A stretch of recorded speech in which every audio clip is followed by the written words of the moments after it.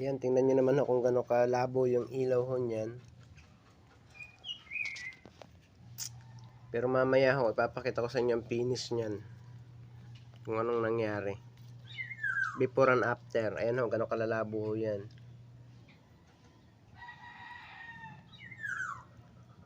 Kaya kayo kung may pwede rin hong gawin to sa kotse nyo para malinis nyo yung ilaw. Papakita ko rin sa inyo mamaya kung anong ginagagamitin kong panlinis. Ano po? Para may gayanan po kayo.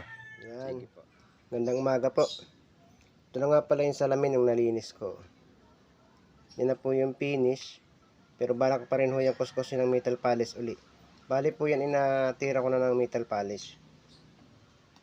Metal polish ko lang po uli para mas luminaw pa. Ayan po yung matapos ko siyang linisin. Nag-iba-iba na po. Medyo pumuti-puti na.